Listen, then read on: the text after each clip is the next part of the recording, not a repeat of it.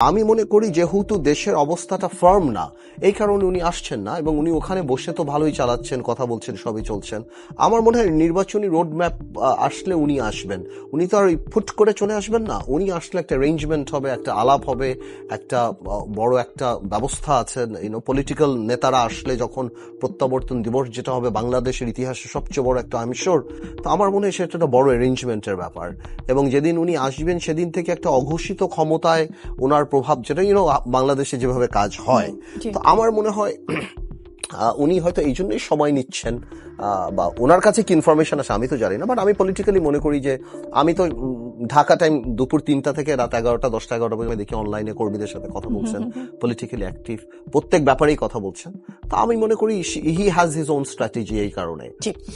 নতুন যে দলটির নাম জাতীয় নাগরিক পার্টি, জাতীয় নাগরিক শক্তি বলে একটা দল হয়েছিল 2007-এ। জি, আপনার নিশ্চয় মনে আছে ডক্টর ইউনূস যেটা ঘোষণা করেছিলেন। অনেকে দুটি দলের নাম মেলাচ্ছেন, যেটা সামাজিক যোগাযোগ মাধ্যমে দেখি মেলানোর চেষ্টা করছেন, এবং যেটা বলার চেষ্টা করা হচ্ছে সেই মত যারা বিশ্বাস করেন তারা বলার চেষ্টা করছেন যে 2007-এ যে স্বপ্ন দেখেছিলেন ডক্টর ইউনূস, সেই স্বপ্নটা তিনি এখন এসে পূরণ করলেন, এবং তখন যে -2 এর একটা স্বপ্ন বা -2 এর একটা কথা বলা হচ্ছিল সেটাও বাস্তবায়িত হয়েছে। কারণ এখন শেখ হাসিনা বা বেগম খালেদা জিয়া কেউই দেশে নেই, তারেক রহমানও দেশে নেই। আপনি যারা এই ধরনের একটা মতবাদ তৈরি বা এই ধরনের ভাবনা যাদের, তাদের ভাবনাটাকে কিভাবে দেখেন? না, আমি মনে করি টু মাচ কনস্পিরেসি থিওরি। আমি এইভাবে আমি একদমই চিন্তা করি না। 2007 সালের প্রেক্ষাপট ডিফারেন্ট ছিল। উনি রাজনৈতিক দল যখন আপনি করেন না, তখন আপনি রাজনৈতিক দল করে ফেললেন। এখন ইউনূস সাহেবকে আমরা সবাই মিলে বসিয়েছি। যে কোনো রাজনৈতিক দলের চেয়ে ওনার অবস্থানটা, বাংলাদেশের জার্সিটা একটাই জার্সি যেটা ওনার গায়ে আমরা সারা বাংলাদেশ ওনার গায়ে দিয়েছি। তো অনেকটা স্বাধীনতা যুদ্ধের ক্যাপ্টেন ইসের মতো। তো এখন উনি দল করে উনি ছোট হবেন না, উনি দল করে 2007-এর সিচুয়েশনটা আলাদা ছিল। এখানে একটা কিংস পার্টি ছিল ব্যাক বাই আর্মি। এখানে তো আর্মি ব্যাক করে বসানোর দরকার হয় না, উনাকে আমরাই বসিয়ে দিয়েছি। এটা একটা বিপ্লবী সরকার, বিপ্লবের মাধ্যমে এসে উনাকে বসিয়ে দিয়েছে। উনি সবকিছু, ওনাকে আমরা বিশ্বাসের জায়গায় রাখি, শ্রদ্ধার জায়গায় রাখি, দায়িত্বের জায়গায় রাখি। এটা জনগণের সরকার, জনগণ দ্বারা সরকার না, বা জনগণের সরকার আমরা মনে করি।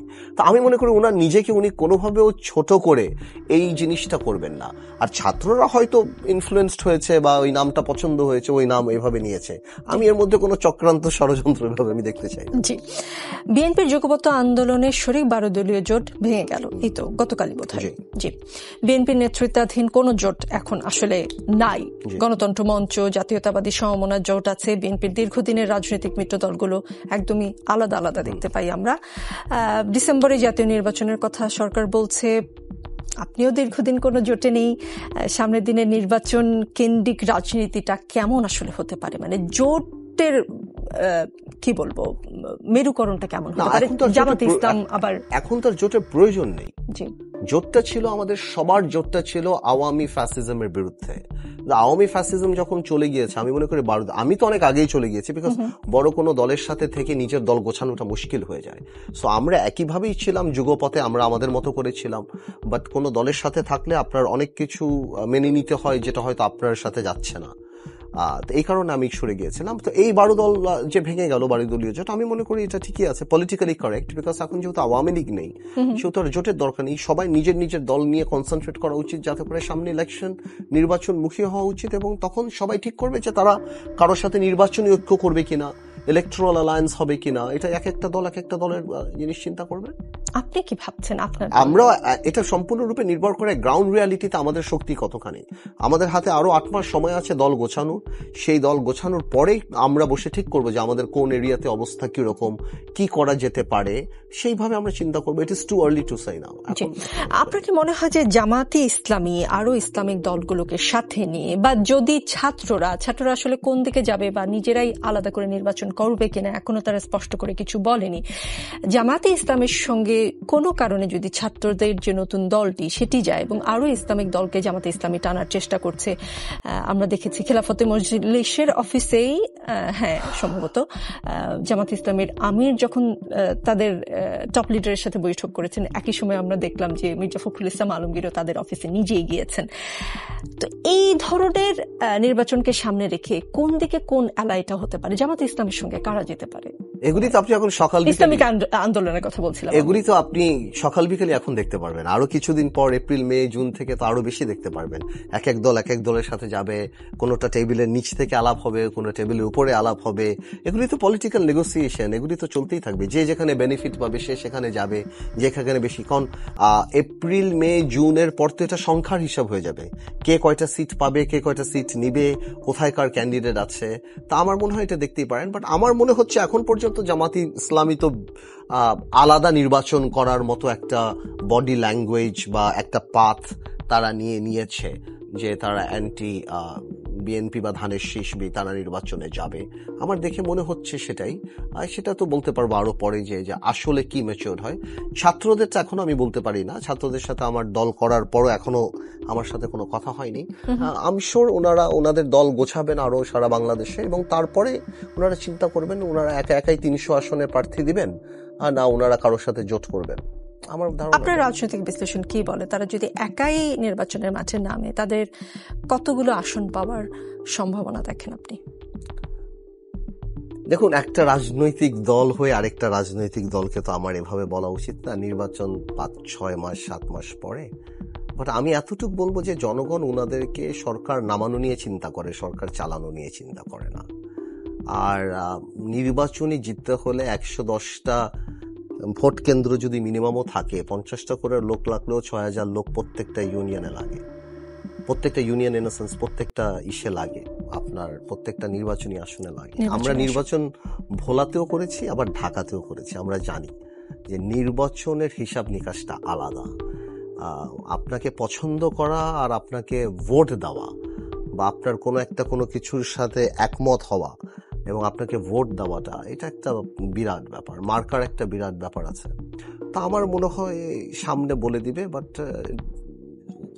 আমি যদি ছাত্রদের জায়গায় থাকতাম, মানে আমি বলা উচিত না, আমার মনে হয় যে যেহেতু এখনো তাদের প্রতি সবার দুর্বলতা আছে, আমার মনে হয় বড় কোনো রাজনৈতিক দলের সাথে আলাপ আলোচনা করাটাই মনে হয় রাজনৈতিকভাবে ঠিক, আমি মনে করি আমার জায়গা থেকে। নির্বাচনে আপনি ভোলা 1 আসনে প্রার্থী হয়েছিলেন, 2014 সালে নির্বাচনে অংশ নেননি, 2018 সালে নির্বাচনে ঢাকা 17 আসনে ঐক্যফ্রন্ট ও 20 দলীয় জোটের প্রার্থী হয়েছেন, ভোলা 1 আসনেও মনোনয়নপত্র সংগ্রহ করেছিলেন।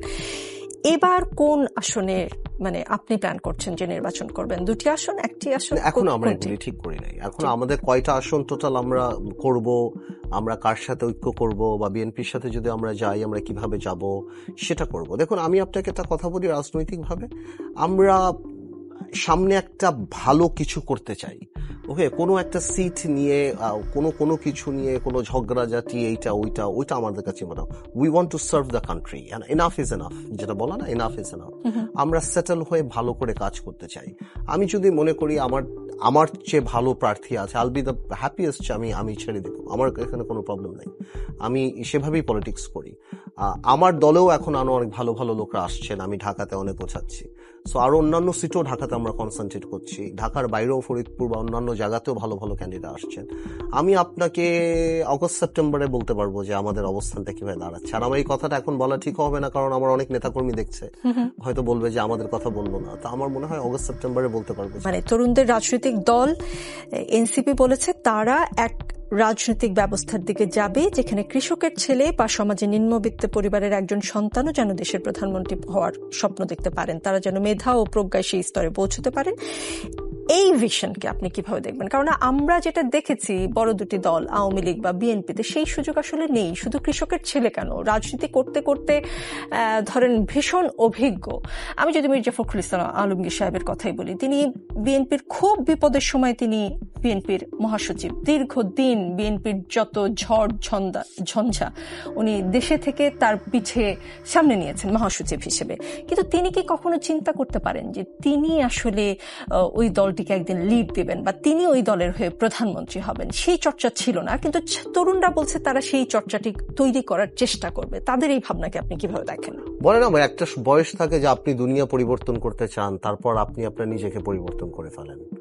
আমার মনে হয় এই তরুণ এই যে এই কথাগুলি থেকে অনেক কমপ্লেক্সের একটা ব্যাপার আসে, যে কৃষকের ছেলে হতে হবে বা আমরা হতে পাচ্ছি না, মানে মনে হয় একটা পুঞ্জীবিত কমপ্লেক্স কাজ করছে যে গরিব বলে হচ্ছে না। এটা আসলে সত্যি না। Politics is a different ball game. Mirza Fakhrul সাহেবের নাম নেন, আপনি যান নামই নেন, পলিটিক্সে শিক্ষা বলেন, অর্থ বলেন, বংশ বলেন, এগুলি আপনাকে অডিয়েন্স দেয়, কিন্তু খেলা আপনার খেলতে হয়।